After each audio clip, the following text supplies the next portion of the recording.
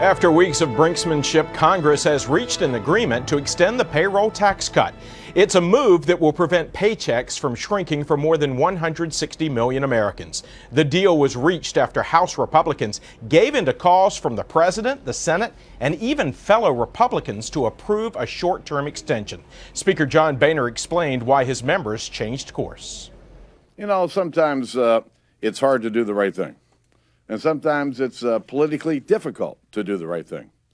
But, you know, when everybody called for a one-year extension of the payroll tax deduction, when everybody wanted a full year of extended unemployment benefits, we were here fighting for the right things. May not have been politically the smartest thing in the world, but let me tell you what, I think our members waged a good fight. President Obama released a statement saying in part, quote, "This is the right thing to do to strengthen our families, grow our economy, and create new jobs. This is real money that will make a real difference in people's lives." The president also said he hopes Congress will work to extend the tax cut for all of 2012. For more this morning, we are joined from Washington by Ken Walsh. He's the chief White House correspondent for U.S. News and World Report. Thanks for being with us, Ken. Nice to be here. Well, let's get right to it. Let's talk about how this got done. Why did the Speaker finally agree to get his members on board? Did he cave in? He did cave in. This actually, I think as the week went on, it became very difficult for the Republicans, especially Speaker Boehner, to explain why the House Republicans were blocking this deal that was worked out in a painstaking way in the Senate, with Democrats and Republicans supporting it in an overwhelming way, and the White House was on board. And it became too complicated for the House Republicans to explain that they didn't want to go along with a 2-month extension. They wanted to go along with a year extension.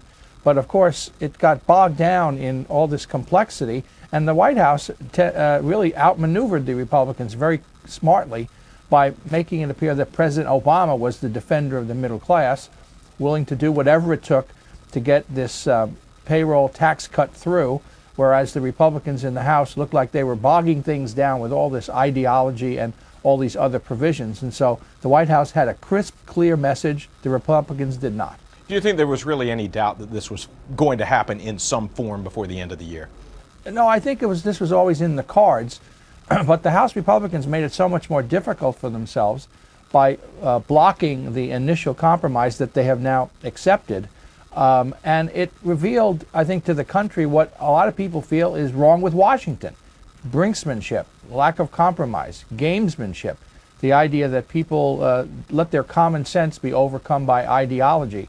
And I think that was a case study. This was a case study in this whole idea, what Americans think is what's wrong with the Capitol and what's wrong with the political status quo. President Obama said that when Congress comes back next year and looks at extending these cuts further, he wants the talk to be drama-free.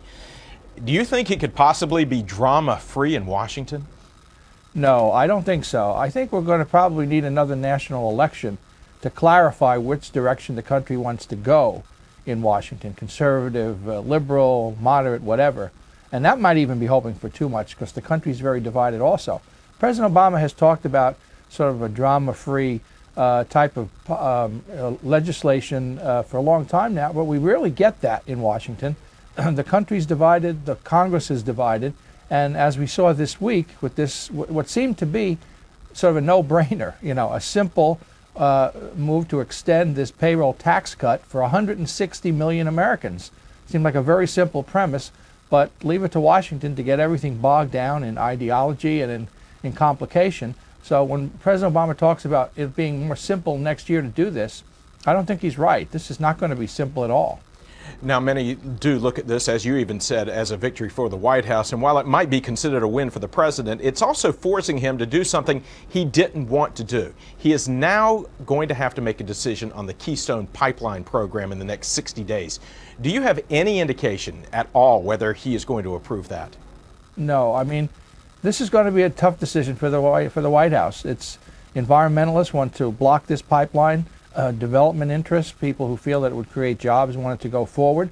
President Obama initially wanted to delay it until after the election, delay the decision. Now it looks like he's going to have to make it.